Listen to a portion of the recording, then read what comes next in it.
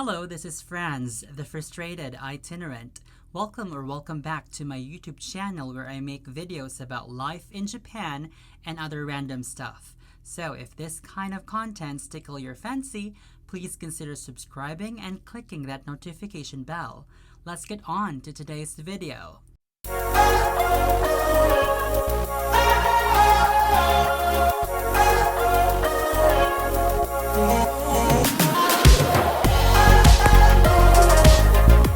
I would like to thank all of those who followed and those who watched my previous vlogs about how to get a student visa for Japan.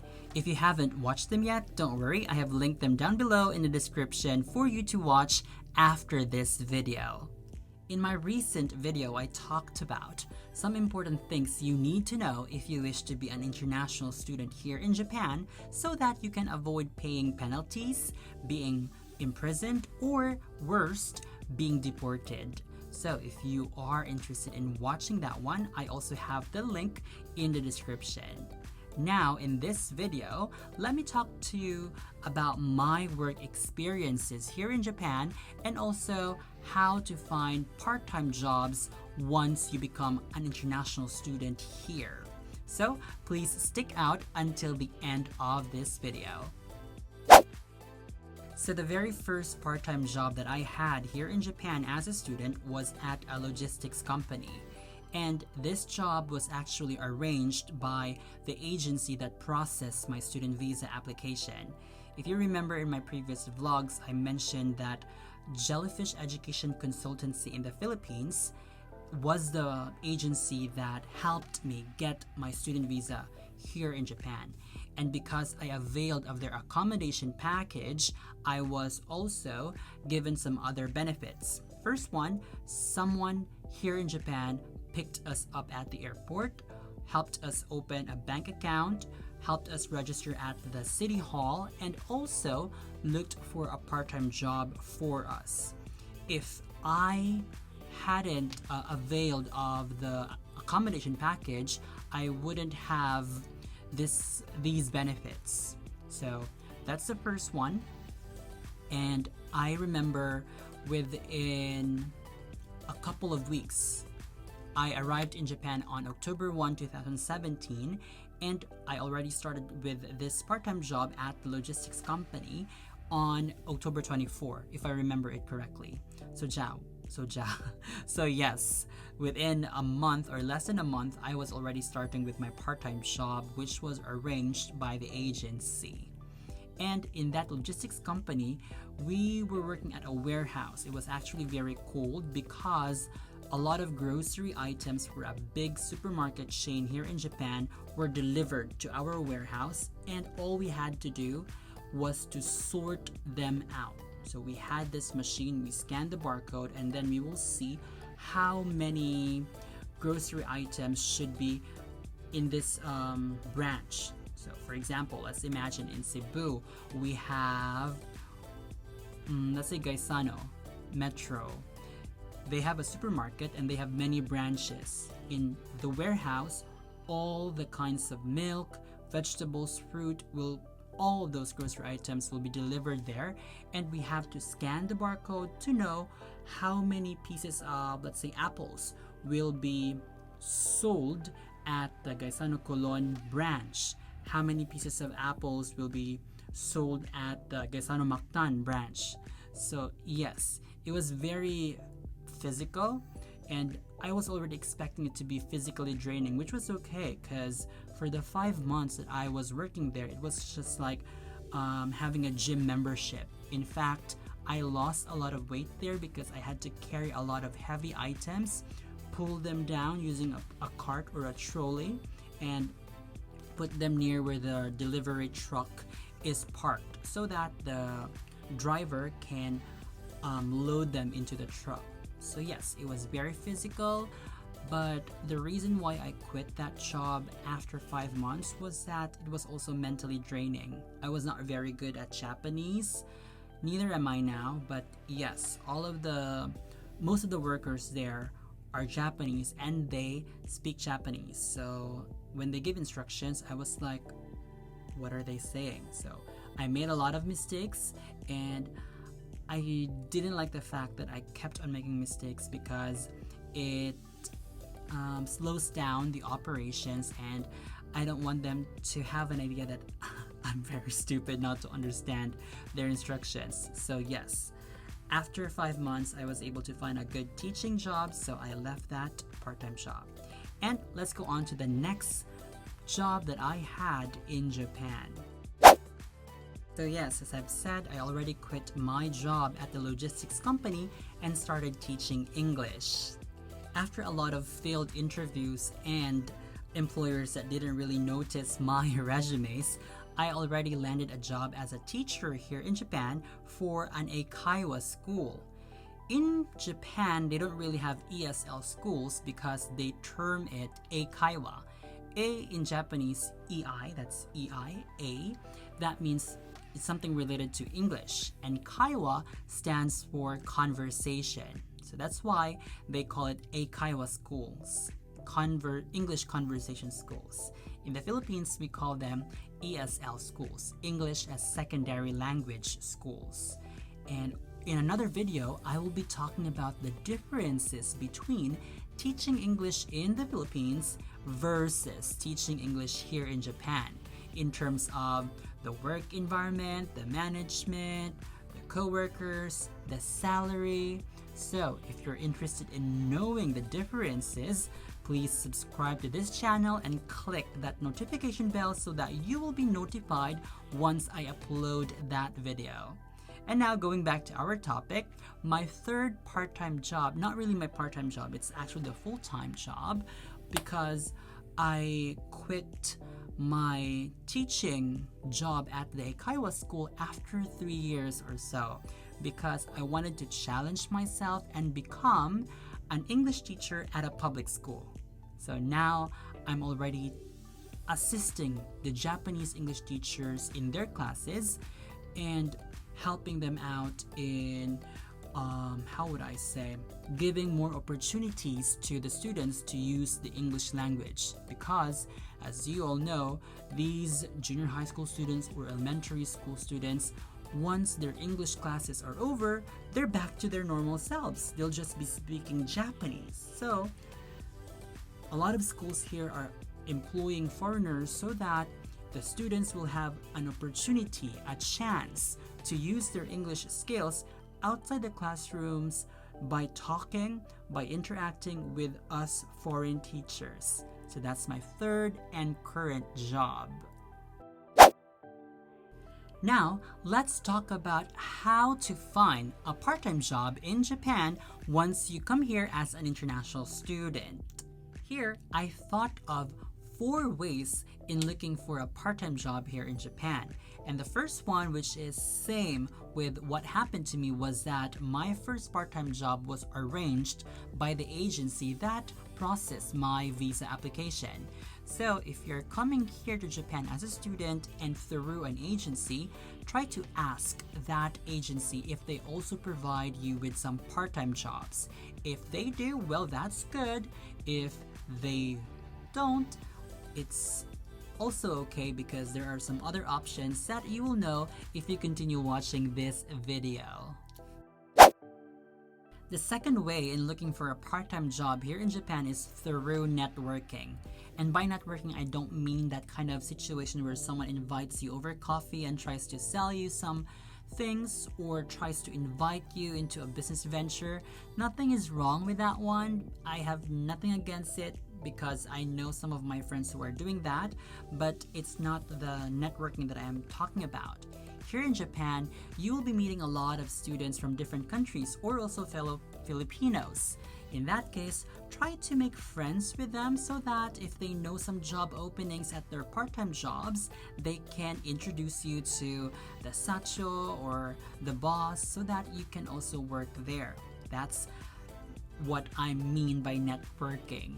However, in my previous vlog, I talked about some part-time jobs that are not allowed for student visa holders. So if you want to know what kinds of part-time jobs are off limits for international students, make sure to watch that part in my previous vlogs. So yes, because there might be some people who will try to invite you to do some businesses that are considered dodgy or shady. So please be mindful. Do not be, do not fall victim to that kind of situation or to those kinds of people. Another word of caution about networking is that you should not be too over trusting, because there will always be some people who will try to trick, deceive, or scam you. And this one happened to my friend who was offered a full-time job upon graduating from the Japanese language school. And this was between her and some titas from the Philippines. Yes, Filipinos scamming their fellow Filipinos. Sad truth. And it does not just happen here in Japan, it can happen to anyone all over the world. And in order to avoid this kind of situation, if someone will offer you help in looking for a job, may it be part-time or full-time, never give your IDs, your documents. Because for my friend's case, the titas from the Philippines offered her a full-time job in exchange for her resident card, her bank book, and her My Number, which is like a tax document, a tax ID here in Japan. So yes, she was like, oh, okay, so you're gonna help me look for a job? Okay, so here's my document. Here are my documents. Here's my ID. And the thing that happened was, after a few days, my friend received a call from a Japanese person asking her to pay her debt. Yes, the titas from the Philippines used her documents to loan money from a Japanese lending company or a loan shark and tricked her. So that's the sad truth. Filipinos scamming fellow Filipinos. And that's one of the reasons why here in Japan, I am a bit apprehensive. I'm afraid when I see a fellow Filipino when I'm outside. When I hear them talk in Filipino, I would just smile, say hi, but I try to distance myself because I'm afraid that that might happen to me. Some people might say I'm too pessimistic, I'm such a negative thinker, but it's better to be safe than sorry. So for me, I try to really get to know the person well before completely trusting them, may it be a Filipino or another nationality. So yes, so when you build a network here in Japan, do not be too over trusting. But now let's move on to another way on how to look for a part-time job. Okay, the third one that I have here is using the power of the internet. Yes, a lot of jobs are actually being posted or advertised on the internet, and in my case, I always applied when I was still a student. I applied for jobs online through the job portal Gaijin Pot. Gaijin is like a word for foreigners, but I believe it's somehow derogatory. Did I say that right? But yes, it's considered a slang, and it's actually not good to call someone gaijin. So yes, they somehow relate it to something negative. So that's the website that I checked for job openings, Gaijin Pot, but there are also a lot of other options. If you come to Japan, make sure to already have a LinkedIn account, because in my case, when I made a LinkedIn account, I also received a lot of messages inviting me to like an orientation seminar for the job opening, and some of them even offered me a job. So yes, you can also look for jobs, not really look, but make an account for LinkedIn and look for other jobs through Indeed. What else? YOLO, which is another site here in Japan that helps foreigners, not just for jobs but also for housing. What else? I have here my copy. We can also use Facebook. Yes, a lot of other employers also post job advertisements on Facebook, and some Facebook groups also have some job openings. So yes, navigate the internet, because there are a lot of jobs available there, not only for English teachers but in other industries as well. Like before COVID, there were a lot of hospitality part-time jobs, kitchen staff jobs, and other industries. Now, my fourth and last tip on how you can find a part-time job once you become a student here in Japan is through the Japanese language school that you will be studying at. And in fact, in my case, I was able to land my first English teaching job because I consulted our Japanese support staff. They suggested that since I can speak English, why don't I apply for this school that they have some partnership with. I don't know if they really do have a business partnership, but they had the job advertisement in their files. So it was very lucky of me to know about such information. And when I emailed the contact person or the hiring staff, the manager, she was in Cebu. She was in my hometown when she received my message, my email. So she was like, wow, this is interesting. And she forwarded my email to the foreign manager so that the foreign manager can set up an interview if he likes my resume. So yes, I was quite lucky. So if you will already be a student in Japan, try to ask your support staff if they know some job openings.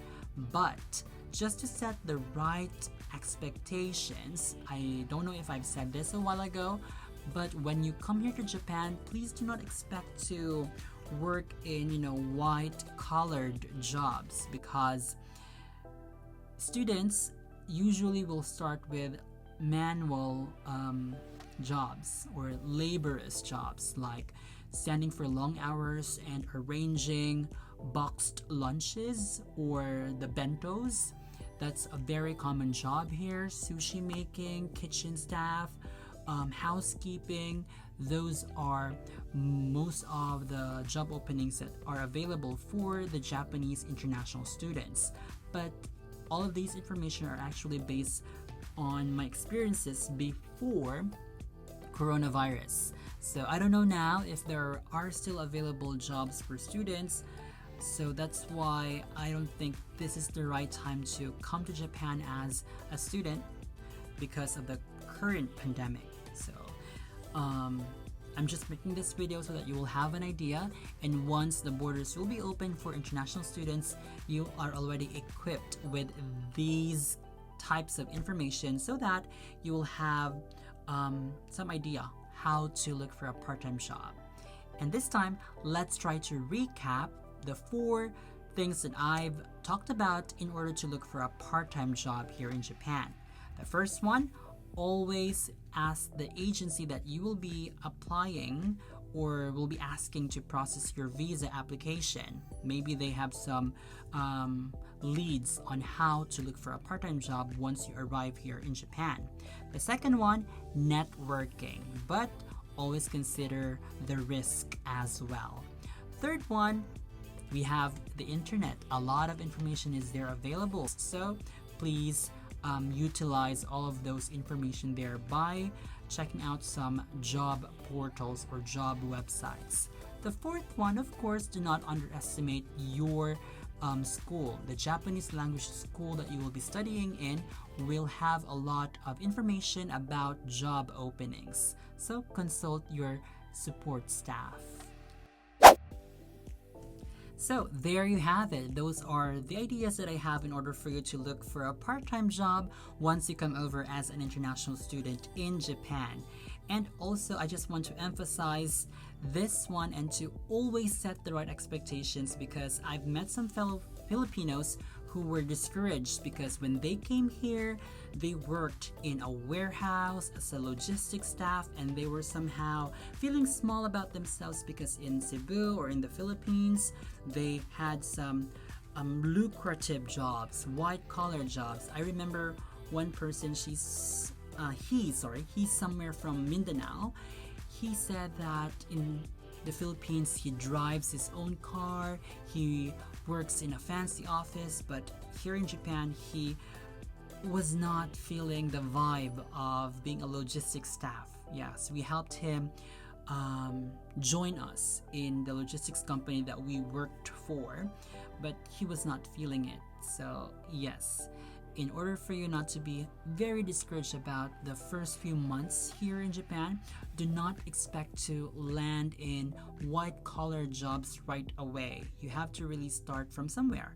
And usually, the jobs available here for international students are labor jobs like cutting vegetables, preparing vegetables, also arranging some food to make Japanese lunch boxes or bento boxes. What else? Kitchen staff, housekeeping staff. Those laborious part-time jobs are going to be abundant for us international students. So yes, do not aim for white-collar jobs right away. I had to endure 5 months at the logistics company as a sorter. I sorted, I arranged a lot of grocery items, and yes, it was physically and mentally draining, but I'm glad that I was able to find an English teaching job.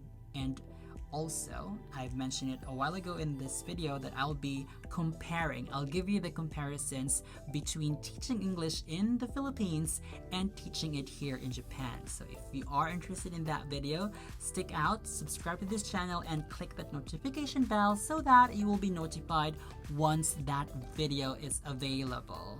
I hope you learned something from this video, and if you did, give this video some love by liking and sharing it to your friends who might be interested in studying and living here in Japan. Until next time, matta ne, bye bye!